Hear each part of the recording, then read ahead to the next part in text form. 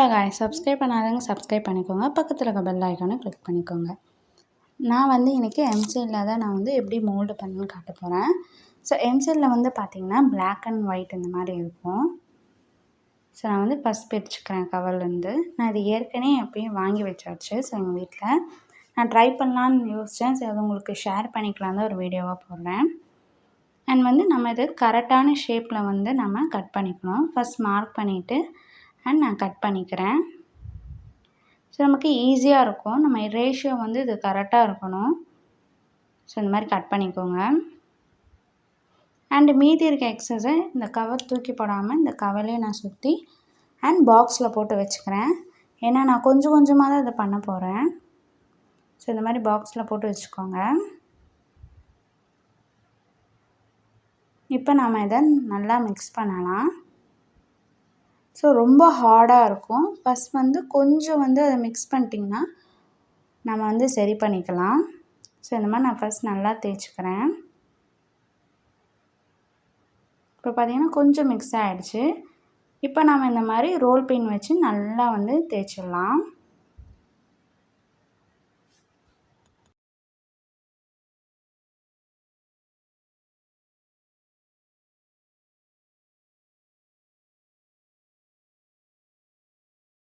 பார்த்திங்கன்னா நல்லாவே இது மெர்ஜ் ஆகிடுச்சு. நம்ம இன்னும் கொஞ்சம் மடித்து மறுபடியும் நம்ம தேய்ச்சிக்கலாம். ஸோ இந்த மாதிரி பண்ணுறப்போ ஈஸியாக நமக்கு வந்து அது பிளெண்ட் ஆகிடும். ஏன்னா கை வச்சு பண்ணுறப்போ ரொம்ப ஹார்டாக இருக்கும்.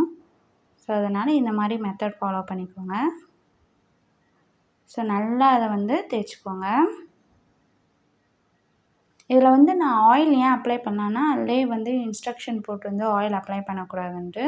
நம்ம மோல்டு எடுக்கிறப்ப மட்டும் நம்ம பண்ணிக்கலாம். ஸோ இப்போ நான் நல்லா வந்து அதை நீட் பண்ணி ரவுண்ட் ஷேப்பில் கொண்டு வரேன். ஆக்சுவலி ரொம்ப ஹார்டாக இருக்குது. நம்ம நல்லா மிக்ஸ் பண்ணோன்னு பார்த்திங்கன்னா ரொம்ப சாஃப்டாகிடுது. எனக்கு ரொம்ப பிடிச்சிருந்தது இது. ஸோ இந்த மாதிரி பார்த்திங்கன்னா ரவுண்ட் ஆகிடுச்சு. அண்ட் பார்த்திங்கன்னா கொஞ்சம் ஸ்டிக்கியாக இருக்கும். பார்த்தா உங்களுக்கு தெரியும், ஒட்டும். ஸோ நம்ம லாஸ்ட்டில் வந்து நம்ம ஆயில் அப்ளை பண்ணிக்கலாம். ஸோ நான் லைட்டாக வந்து தட்டிக்கிறேன். கொஞ்சம் ஃப்ளாட் பண்ணுவோம். ஸோ அப்போ தான் மோல்டு எடுக்க ஈஸியாக இருக்கும்.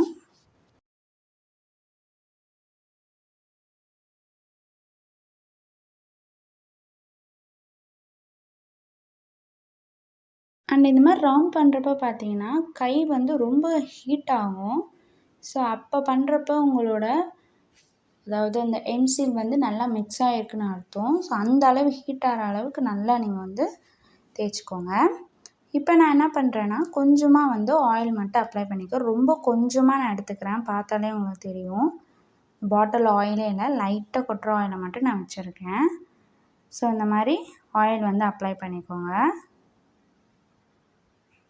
ஸோ இந்த மாதிரி அப்ளை பண்ணிட்டிங்கன்னா ரொம்ப ஈஸி நமக்கு.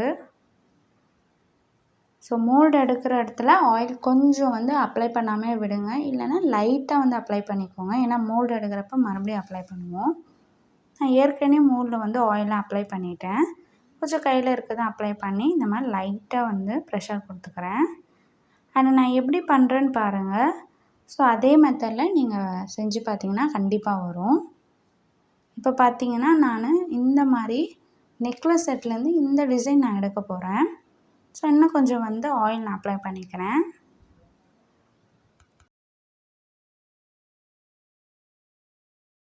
இப்போ அப்ளை பண்ணிட்டேன். கரெக்டாக நான் வந்து 3 எடுத்திருக்கேன். ஸோ லைட்டாக வந்து ப்ரெஷர் கொடுங்க.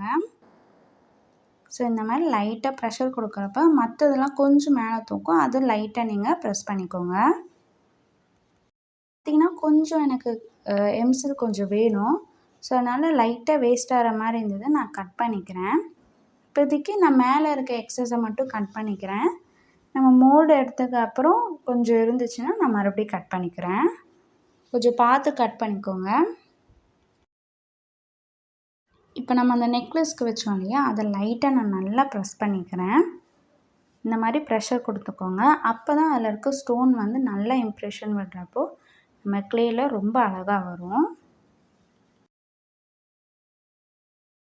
வச்சு ஒரு 50 to 30 மினிட்ஸ் இருக்கும். நான் இப்போவே ரிமூவ் பண்ணிடுறேன். ரொம்ப குயிக்காகவே ஆகிடும் எம்சிலில் வச்சா. அண்ட் எக்ஸஸையும் நான் கட் பண்ணி எடுத்துக்கிறேன். ஸோ உங்களுக்கு அந்த மாவு நான் போட்டிருப்பேன் இல்லையா, எப்படி வந்து சிலிக்கான் எல்லாம் பண்ணுறது, அதே மாதிரி இதை நீங்கள் கூட ஃபாலோ பண்ணிக்கலாம். இப்போ லைட்டாக நான் வந்து ப்ரெஷர் கொடுத்து எல்லாத்தையும் நான் எடுத்துக்கிறேன். ஸோ இந்த மாதிரி பொறுமையாக வந்து ஹேண்டில் பண்ணுங்கள். பார்த்திங்கன்னா நம்ம எல்லாமே ரிமூவ் பண்ணியாச்சு. கொஞ்சம் இது 1 டே ஃபுல்லாக ட்ரை பண்ண விட்டுருங்க. ஸோ ட்ரை பண்ணிவிட்டு நான் எப்படி மோல்டு எடுத்து காட்டுறேன்னு உங்களுக்கு காட்டுறேன். அண்ட் பார்த்திங்கன்னா இந்த மாதிரி நான் ஒரு 4-5 மோல்டு பண்ணியிருக்கேன். ஸோ வீடியோ லென்த்தாக இருக்கும்னால நான் அதை காட்டல. இந்த மாதிரி 4-5 வீடியோ பண்ணியிருக்கேன். ஸோ இந்த மாதிரி விநாயகர் அண்டு லக்ஷ்மி அம்மன் எல்லாம் பண்ணியிருக்கேன். இப்போ பார்த்திங்கன்னா ட்ரையாக அதை எப்படி செக் பண்ணணும் பார்த்திங்கன்னா, இந்த மாதிரி நீங்கள் பேக் சைடு கொஞ்சம் நீங்கள் வந்து நகத்தை வச்சு லைட்டாக பண்ணிங்கன்னா உங்களுக்கு தெரியும். ஸோ நான் அப்படி தான் கண்டுபிடிச்சி எடுத்தேன். இப்போ பார்த்திங்கன்னா இதில் நான் வந்து க்ளே வச்சு எப்படி எடுக்கணும் உங்களுக்கு காட்டுறேன். ஸோ இம்ப்ரெஷன் எப்படி வரும்ன்ட்டு. ஸோ நான் வந்து 2 டெக்னிக், அதாவது ஒரு டெக்னிக் வந்து நார்மலாக நம்ம எப்போவுமே வந்து ரவுண்டாக வச்சு நம்ம எடுக்கிறது. இன்னொன்று வந்து நான் லைட்டாக டைமண்ட் ஷேப்பாக வச்சு எடுப்பேன். அது உங்களுக்கு நான் காட்டுறேன். ஸோ இந்த மாதிரி ஃபர்ஸ்ட் நான் ரவுண்ட் ஷேப்பாக நம்ம எப்போவுமே நார்மலாக எடுக்கிற மாதிரி நான் எடுக்கிறேன். வச்சு இந்த மாதிரி லைட்டாக நீங்கள் ப்ரெஷர் கொடுத்து எடுத்துக்கோங்க. பார்த்திங்கன்னா எவ்வளோ அழகாக இம்ப்ரெஷன் வருதுன்னு தெரியும். இப்போ என்னோடய டெக்னிக் வந்து லைட்டாக டைமண்ட் ஷேப்பில் இருக்கணும் நம்மளது.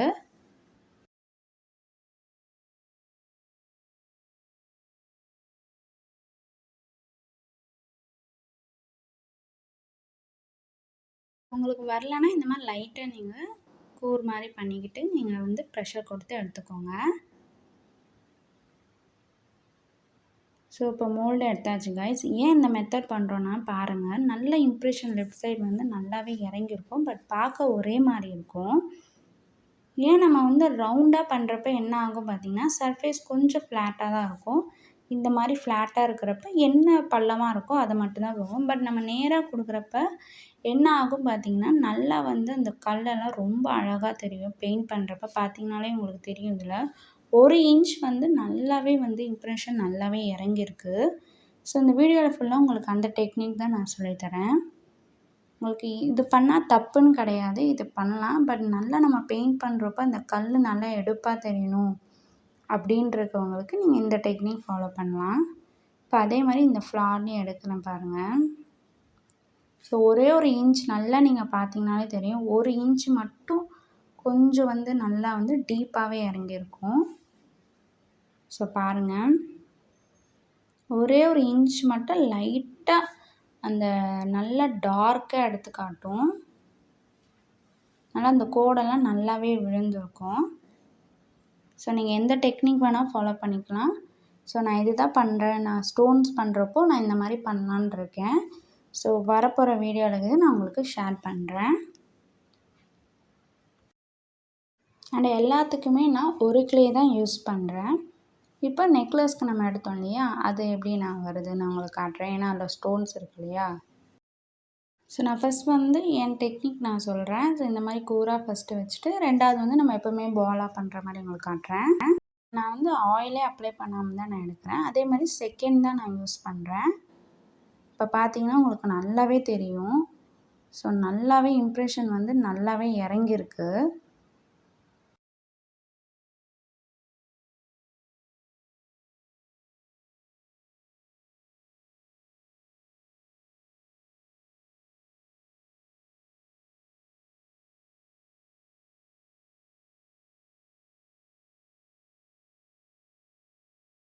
உங்களுக்கு பார்த்தாலே தெரியும் 2 டெக்னிக் ஒன்று தான். பட் நீங்கள் ரவுண்டாக எடுக்கிறப்ப கொஞ்சம் ஸ்டோன் வந்து இம்ப்ரெஷன் அதிகமாக விடாது. அவ்வளோதான், ஒன்றுமே ப்ராப்ளம் கிடையாது. பார்த்தீங்கன்னா எல்லாமே நான் இதில் வந்து எடுத்தேன். ஸோ பாருங்கள் எவ்வளோ அழகாக இம்ப்ரெஷன் விழுந்திருக்கு. எம்சியில் எனக்கு ரொம்ப பிடிச்சிருக்கு. எம்சில் மேபி இல்லாதவங்க, இந்த சிலிக்கான் வாங்க முடியாதவங்க இல்லாதவங்க நீங்கள் இதை ட்ரை பண்ணி பார்க்கலாம். ரொம்ப யூஸ்ஃபுல்லாகவே இருக்குது.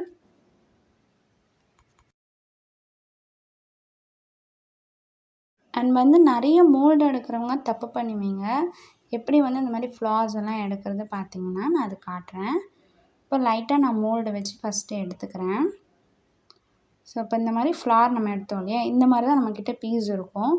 ஸோ மோல்டு எடுக்கிறப்ப என்ன பண்ணணும்னா, இந்த ஃப்ளாருக்கு வந்து லைட்டாக தலைகீழ நீங்கள் போடணும்.